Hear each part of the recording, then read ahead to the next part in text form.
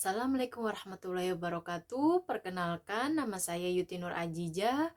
Saya dari Prodi PJJ Komunikasi di salah satu universitas, yaitu Universitas Siber Asia Jakarta. Di mana hari ini saya akan membawakan sebuah artikel yang berjudul Pro dan Kontra Perdana Menteri Jepang Sanae Takaichi. Sanae Takaichi merupakan Perdana Menteri perempuan untuk pertama kalinya dalam sejarah Jepang. Dengan terpilihnya Sanae Takaichi sebagai PM Jepang yang baru, Jepang kini banyak merubah kebijakan baru, di mana kebijakan ini banyak berdampak bagi kita pekerja asing. Salah satunya kebijakan yang baru adalah biaya tinggal warga negara asing akan dinaikkan. Pemerintah Jepang berencana untuk menaikkan biaya administrasi pengurusan izin tinggal warga negara asing dari yang sebelumnya 6.000 yen akan dinaikkan menjadi 30.000 yen. Kebijakan tersebut dapat memberatkan kita sebagai warga negara asing. Banyak warga negara asing yang mengeluhkan kebijakan tersebut karena dinilai tidak sesuai dengan biaya hidup di Jepang yang semakin meningkat, dan anjloknya nilai tukar yen membuat warga negara asing merasa tercekik. Bukan hanya merubah kebijakan baru, akan tetapi Takaichi juga membuat negara Cina meradang karena ucapan yang dilontarkan oleh PM Jepang tersebut, di mana Takaichi mengucapkan Jepang akan terlibat apabila Taiwan dan Cina ada konflik. Militer Jepang akan siap membantu negara Taiwan tersebut. Akibat dari ucapan tersebut membuat Cina marah akan ucapannya, di mana Cina meminta untuk mencabut ucapan tersebut. Hubungan Jepang-Cina semakin memanas, di mana PM Jepang dan pimpinan Tiongkok hadir di KTT G20 Afrika Selatan kemarin. Namun keduanya tidak ada kontak maupun pembicaraan. Tanda bahwa perbaikan hubungan bisa jadi pertarungan jangka panjang untuk kedua negara tersebut. Di sisi lain, Menteri Pertahanan Jepang Shinjiro Koizumi mengunjungi Pulau Ishigaki dan Yonoguni yang merupakan pulau perbatasan dengan Taiwan. Pulau ini yang akan direncanakan untuk menjadi lokasi unit rudal. Meskipun begitu, Shinjiro Koizumi menyatakan tujuannya adalah untuk melindungi wilayah mereka.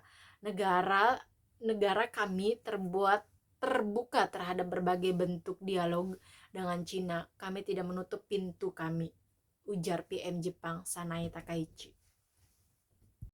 Baru-baru ini, produk Jepang di bidang perikanan diberhentikan impornya terhadap Cina yang biasanya dikirim atau diimpor ke negara tersebut tiba-tiba diberhentikan secara de facto. Pemerintah Jepang mengatakan ini merupakan akibat pernyataan PM Jepang Takaichi yang mengatakan akan siap membantu Taiwan bila mana negara tersebut diserang. Pernyataan tersebut menimbulkan reaksi yang cukup besar buat negara Cina yang menganggap Jepang tidak menghormati komitmen politik mereka. Pernyataan tersebut membuat perikanan di Jepang tidak bisa diimpor ke Cina. Menyusul dengan adanya seruan dari pemerintah Cina agar masyarakatnya menahan diri untuk tidak berpergian ke Jepang. Hal ini membuat wisatawan dari Cina membatalkan perjalanan mereka ke Jepang. Ini menyebabkan hotel di Jepang mengalami kerugian. Bahkan Jepang pun mengalami kerugian yang cukup signifikan, yaitu mencapai 1,79 triliun yen. Pernyataan PM Jepang tersebut pun memicu reaksi keras dari masyarakat Jepang sendiri, yang kebanyakan memprotes atas pernyataan Takaichi tersebut, yang menimbulkan banyaknya aksi demo yang dilakukan masyarakat Jepang di daerah Tokyo beberapa waktu kemarin, yang menginginkan Takaichi untuk mencabut pernyataan tersebut. Bahkan ada yang menginginkan pemakzulan PM Jepang tersebut. Masyarakat mengkhawatirkan perang agresi Jepang di masa lalu terhadap Tiongkok dan Asia akan terulang.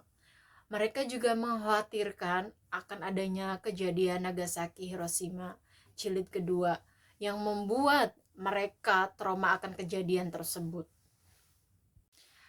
Hasil dari analisa artikel yang tadi saya bacakan dapat disimpulkan bahwa terpilihnya Perdana Menteri baru Jepang banyak menimbulkan pro dan kontra bagi masyarakat Jepang maupun warga negara asing itu sendiri. Beberapa dari masyarakat Jepang menginginkan Takaichi untuk mencabut ucapannya sendiri.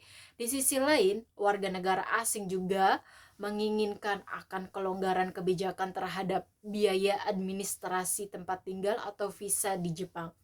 Masyarakat Jepang menginginkan Jepang dan Cina kembali ke komitmen politik mereka, di mana Jepang tidak ikut campur permasalahan antara Cina dan Taiwan dan tidak menyebabkan peperangan atau Nagasaki Hiroshima Session kedua yang ditakutin oleh masyarakat Jepang. Dan untuk warga negara asing menginginkan agar kebijakan tersebut dapat ditangguhkan kembali, di mana kebijakan tersebut tidak akan membuat warga negara asing merasa tercekik, dan dengan begitu Jepang bisa kembali ke kondisi yang kondusif, di mana impor yang dilakukan Jepang ke Cina bisa kembali normal seperti biasanya, serta industri pariwisata bisa berjalan kembali dengan baik. Dan sekian pemaparan artikel dari saya, kurang lebihnya saya mohon maaf. Assalamualaikum warahmatullahi wabarakatuh.